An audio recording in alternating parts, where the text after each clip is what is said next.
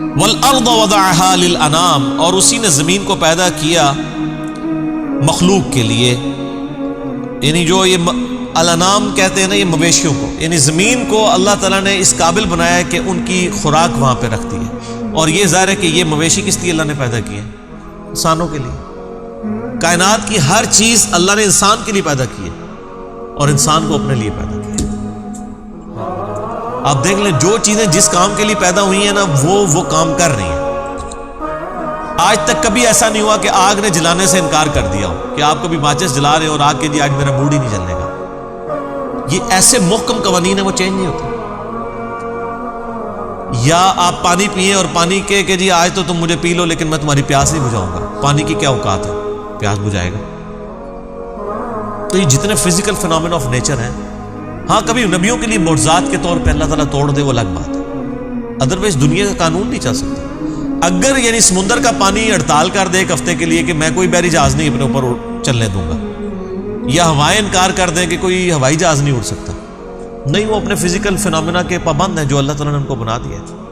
یہ سب کچھ اللہ تعالیٰ نے کیا ہے انسان کے لیے، اور انسان کو کہا کہ تجھے میں نے اپنے لیے بنایا. وما خلقت الجن والانس الا لیعبدون.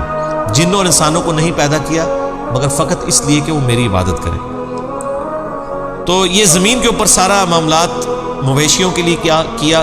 فیہا فاکہۃ والنخل ذات الاکمام، اور اس میں کئی ایک پھل ہیں اور کھجوریں ہیں غلافوں میں لپٹی ہوئی.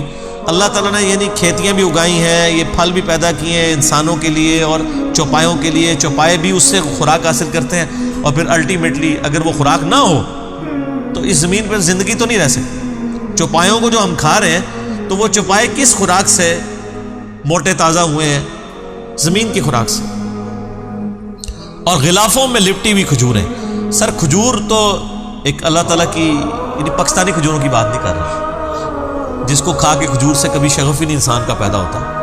آپ عرب ملکوں کی ذرا کھجوریں دیکھیں، واقعی کھجور جیسا کوئی فروٹ نہیں ہے. کوئی دنیا کا فروٹ کھجور کا مقابلہ نہیں کرتا، نہ صحت کے اعتبار سے، نہ ٹیسٹ کے اعتبار سے، نہ جو اس کے اندر کیلوریز موجود ہیں اس کے اعتبار سے. یہ اللہ تعالیٰ کی قدرت کا شاہکار ہے کھجور. اور ظاہر ہے کہ چونکہ اولین مخاطب جو ہے وہ عرب کے لوگ تھے تو ان کو عرب کی چیزوں کی مثال دینی تھی اللہ تعالیٰ نے.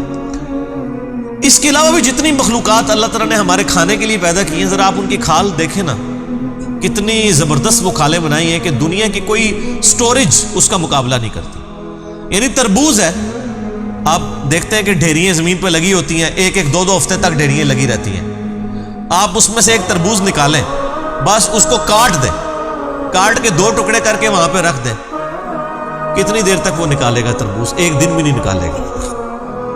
لیکن جب تک وہ اپنے غلاف کے اندر بند تھا دو دو تین تین ہفتے بھی نکال دے گا. باہر ہی پڑا ہوتا ہے، فریج میں تو نہیں رکھا ہوتا. جیسے ہی غلاف اتارتے ہیں فریج میں رکھنا پڑ جاتا ہے. کیلا تو آپ روزانہ پریکٹس کر سکتے ہیں، کیلا اور سیب، جیسے ہی اس کا چھلکا اتارتے ہیں کالا ہو جاتا ہے، کھانے کے قابل نہیں رہتا. اس حوالے سے کہ جو مطلب زیادہ وہمی مزاج ہے، یہ کیلے جو ہیں وہ تھوڑی دیر بعد اس کی حالت ہی ایسی بدل جاتی ہے، لیکن وہ کھال کے اندر رہتے ہیں، محفوظ رہتے ہیں. تو یہ کھال جو ہے سر، یہ تو بہت بڑا معجزہ ہے. چیزیں جب تک کھالوں میں لپٹی ہوئی ہیں وہ سٹور بھی ہو رہی ہیں، جیسی کھال سے باہر نکلتی ہے تو وہ کھانے کے قابل بھی نہیں رہتی. ایک ایک چیز میں آپ کو اللہ تعالیٰ کی قدرت کی نشانیاں نظر آئیں گی. والحب ذو العصف والریحان، اور اناج بھی بھوسے والا اور خوشبودار پھول بھی اسی نے پیدا کیا. زمین میں اناج صرف انسانوں کے لیے نہیں نکل رہا گندم کی شکل میں، جانوروں کے لیے بھی نکل رہا. اور صرف اناج نہیں ہے بلکہ خوبصورتی بھی ہے پھولوں کی شکل. آپ سرسوں کے کھیت دیکھیں نا، وہ جو اس سے مسٹرڈ آئل جو نکلتا ہے وہ تو الگ سے، جو اس کی پھولوں کی خوبصورتی ہے، وہ یلو کلر جو گرین کلر کے اندر دور سے آپ دیکھیں تو کیا خوبصورتی دیتا ہے. اور جتنے پھلدار درخت ہیں آپ دیکھیں، یہ پھول ہی ہیں جن سے وہ پھل بنتے ہیں، پہلے پھول لگتے ہیں اس کو. سر زمین و آسمان کی ساری مخلوقات مل کے، سارے بزرگ بھی مل جان، ایک پھول نہیں بنا سکتے. یہ ساری کہانیاں نے نا، بزرگ مردہ زندہ کر چھڑتے ہیں، بزرگ ہے کر چھڑتے ہیں، بزرگ وہ کر سکتے ہیں. کوئی اپنا پیشاب نہیں روک سکتا. کوئی بزرگ لے میرے سامنے جو پیشاب اپنا روک کے بتا دے، سوچ بھی نہیں سکتے. سر یہ سب کچھ اللہ تعالیٰ کرنے والا. انسان تو بہت لاچار ہے. یہی وجہ ہے کہ آپ جب بیمار ہوتے ہیں بزرگوں کے پاس جاتے ہیں، بزرگ جب بیمار ہوتے ہیں وہ پاکستان کے مہنگے ترین ہاسپٹل میں جاتے ہیں. ہونا تو چاہیے نا کہ جب بزرگ بیمار ہوتے ہیں تو ان کو بھی کسی مزار پہ لے جایا کریں. خود تو وہ آغا خان ہاسپٹل میں، شفا انٹرنیشنل میں اپنا وہ پیشاب بند ہوتا ہے تو علاج کروا رہے ہوتے ہیں. اس وقت تو ان کو وسوسہ بھی نہیں آتا کہ ان کو اٹھا کے بھی کسی مزار شریف پہ لے جاتے ہیں، ان کا پیشاب جو رکا ہوا. میں نام نہیں لیتا، ہمارے کتنے بڑے بڑے جو بزرگی کا دعویٰ کرنے والے لوگ ہیں، ان کے کہاں پہ بائی پاس اور آپریشن ہو رہے ہوتے ہیں. تو ہاسپٹل میں کیوں لے کے جاتے ہیں؟